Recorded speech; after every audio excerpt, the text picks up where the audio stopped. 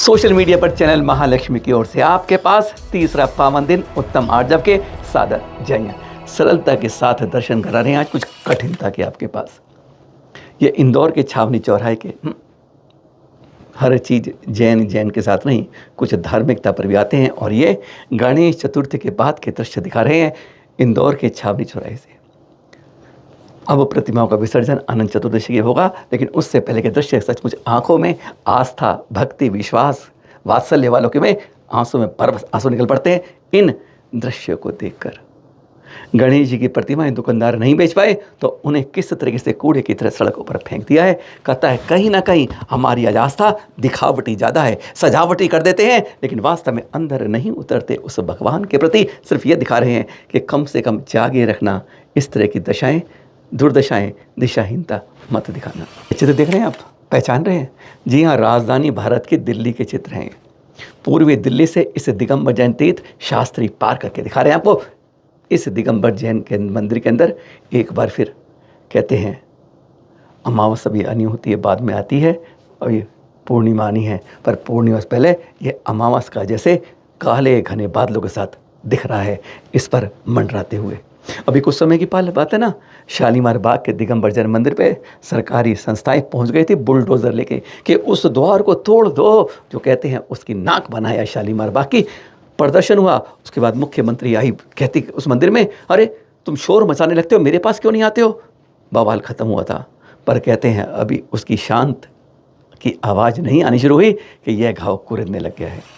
इस बार की बात करने से पहले पिछली बार का दृश्य दिखा रही है। अनंत चतुर्दशी आएगी ना, अभी 6 तारीख को है, तो उस दिन से पहले उत्तम अकिंचन के दिन रात को यह हो रहा था। ईद ए मिलाद का दिन था, और उस दिन यहाँ पर जब जुलूस निकल रहा था उनका, तो उस समय उन्होंने भयंकर तोड़फोड़ की थी।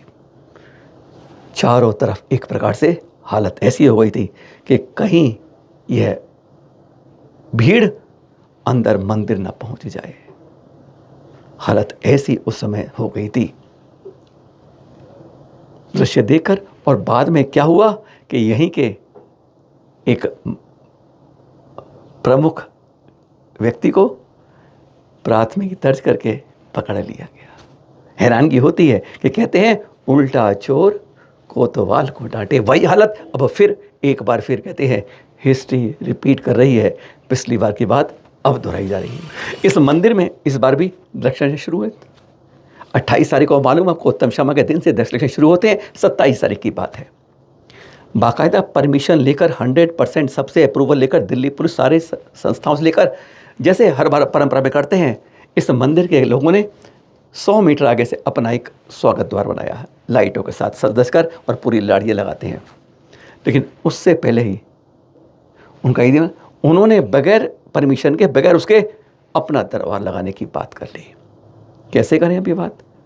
और फिर पूर्व संध्या पर इस दर्शन की, यहाँ के पार्षद आए और सारी जैन समाज की लाइटें और द्वार हटवा दिया। एसएचओ को फ़ोन किया गया। एसएचओ का अब रात हो गई है, कल सुबह इस पर बात करेंगे, अब तुम्हारा द्वार हट गया है, कल बात करना। और अगले दिन सुबह लोग पहुँचते हैं उनके पास, तो कहते हैं भाई तुमने तो अप्रूवल ली हुई है, और 100 मीटर दूर, यानी यहाँ से 300 मीटर दूर मस्जिद है। और हर बार यही एक तनाव का कारण बनता है। कहीं ना कहीं आज यहाँ के जो कुछ लोग बताते हैं कि हमें अपने मंदिर पर खतरा लगता है। वैसे पुलिस इस बार पूरे बंदोबस्त था कि कहीं आशंका ना हो, लेकिन उसके बावजूद वह हुआ। अगले दिन एसएचओ आए, एसीपी आए, बीट ऑफिसर ने उनकी रिकॉर्डिंग करी बाकायदा, किस तरह से लोग शोर मचा रहे थे। और उस समय पुलिस के सहयोग से गेट लग गया, छड़ियाँ लगा दी गई, लड़ियाँ, सब कुछ। लेकिन अब किंतु परंतु हो रहा है। तनाव के साए में आज वह जैन समाज पूजा कर रहा है और सब कुछ कर रहा है। कहते हैं सांस कई बार लगते लगते अटकने लगती है। कहते हैं कहीं ना कहीं खतरे की घंटी अपने आप बजती। 5 तारीख के लिए, 5 सितंबर को क्या फिर वही होगा जैसा पिछली बार हुआ था अनंत चतुर्दशी दिन पहले। इस बार फिर ईद ए मिलाद जुलूस के अंदर कोई ऐसी हरकत, कहते हैं इस तरह की वहाँ पर योजनाएं बन रही है, ऐसी आशंका हमें वहाँ के कुछ लोगों ने बताई। पुलिस का पूरा बंदोबस्त है, बड़ी अधिकारी और सब लग रहे हैं, लेकिन जब कहते हैं एक रेला आता है, बाढ़ की तरह पानी सब कुछ विनाश कर देता है। कहीं फिर ऐसा तो नहीं है। शांति उससे पहले की, तूफान से पहले की शांति बहुत खतरनाक होती है। इस बारे में फिर विकास बंटी जी से बात करी कि ऐसा क्या मसला था, क्या मतलब था कि ऐसे एक बार फिर हमारे इस मंदिर क्यों बार बार जैन मंदिरों के ऊपर इस तरह की घटनाएं होती हैं? अरे कहाँ पर देखो, हर जगह इस तरह शांति से होती है। आप चाहे तो मथुरा के अंदर देख लो, अरे बहुत जगह देख लो कि मंदिर, आपको कहीं बता दें 3-4 मंदिर तो हम दिनाने देख के आए राजस्थान के अंदर कि कहते हैं दीवार एक साथ मिलती है, भाईचारे से रहते हैं। अरे ऐसे ऐसे मुस्लिम भाई भी हैं जो दिगंबर मंदिर की रक्षा करते हैं। वहाँ आसपास कोई जैन परिवार है, आज नाम उनके नाम नहीं दे रहे हम, लेकिन पर ऐसी जगह में जब 300 मीटर मस्जिद से इस तरह की बातें होती, सुनेंगे ज़रा, विकास बंटी इस बारे में पूरा खुलासा कर रहे हैं। टेंशन ऐसी है, और हम पूरे जैन समाज से कहेंगे अपने इस मंदिर में आके पूजा भक्ति करिए और उनकी हिम्मत बढ़ाएं। सुनिए ज़रा। विकास भाई बंटी जी, आपने पिछली बार भी हमारे यहाँ इसी शास्त्री नगर के मंदिर के अंदर पिछली बार भी ऐसी हुई बात हुई थी। इस बार फिर इसकी शुरुआत होने लगी है 10 इलेक्शन से शुरुआत से पहले ही। ये क्या घटनाक्रम है और हमें क्या इस समय समाज में चिंता होकर व्याप्त हो रही है, क्या कारण है? कारण ये है कि इनका भी 5 तारीख का पड़ रहा है मिलाद का, ईद मिलाद का, और हमारा भी 6 तारीख का 10 दिन की पूजा चली रही है। तो बस यही है कि ये मामला बढ़ ना जाए, जैन समाज भयभीत है इस चीज से कि कोई इस तरीके का दंगा फसाद ना हो जाए जैसे पिछली बार हो गया। तो सभी लोग, क्षेत्र के जितनी सामाजिक संस्थाएं हैं, धार्मिक संस्थाएं हैं, सब पुलिस से बात कर रही हैं कि भाई इनका रूट चेंज कर दिया जाए और क्षेत्र में शांति बनी रहे। देखो अब क्या होता है इसमें। उस दिन घटना क्या हुई थी जो अपने गेट लगा रहे थे तब? हमारा एक्चुअल में क्या होता है कि हमारे मंदिर के 100 मीटर इधर और 100 मीटर इधर दोनों तरफ जो है, 100 मीटर इधर और 100 इधर है, दोनों साइड हम सजावट करते हैं। अब की बार इन्होंने हमसे पहले लगवा दी लड़ियां अपनी। अच्छा, गेट अपना लगा दिया इन्होंने। तो उस चीज को लेके विवाद हो गया कि भाई जब हमारा लगता है, परमिशन सारी हमारे पास है, दिल्ली पुलिस, हमें हर जितनी एजेंसी है दिल्ली पुलिस से संबंधित सभी ने हमें जो है उसकी परमिशन दी कि भाई आप अपना लगा सकते हैं। इनके पास किसी की कोई परमिशन नहीं होती, ये जबरदस्ती जो है अपना काम करते हैं विदाउट परमिशन। तो उस बात को लेके हो गई भाई जब हम पे परमिशन है तो हम करेंगे। फिर हमारे पास 100% की परमिशन है, हमने क्या, हम तो इस बात पे भी एग्री हो जाते हैं कि भाई 100% है हमारी है, आप 75 में लगा दो, 25 छोड़ दो, 25 में हम अपना लगा लेंगे, हमारे 25 दो। अच्छा ठीक है, मतलब हाँ हम इस बात से भी वो रखते हैं, हमारा किसी के प्रति कोई वो तो है नहीं, नाम किसी धर्म से एलर्जी करते हैं। ठीक है, बिल्कुल, नाम में किसी से वो है, तो हम तो सभी का सम्मान करने वाले लोग हैं। जैन धर्म के सभी जो है अब इसी चीज को लेके ये कहते हैं कि नहीं हमारा यहाँ लगेगा, इस बात को लेके विवाद हो गया। फिर वो पुलिस ने खड़े होकर और जैन समाज का गेट लगवाया और वो लड़ियां उतरवाई और वो जैन समाज की लड़ियां लगवाई। तो उसमें तनाव बढ़ गया, ये लोग इकट्ठे हो गए, तब जाके फिर पुलिस वाले यहाँ लगा। उसके बाद पुलिस की निगरानी में सारी चीजें हुई। अब पुलिस ने अपनी व्यवस्था यहाँ था पुलिस की कर रखी है, 30-40 पुलिस वाले मंदिर पे परमानेंट रहते हैं जब तक ये कार्यक्रम रहेगा। तो मैं अब है, और आगे लगता है कि कोई ऐसी बात बड़ी ना हो जाए कि उससे दंगा लग जाए इलाके में।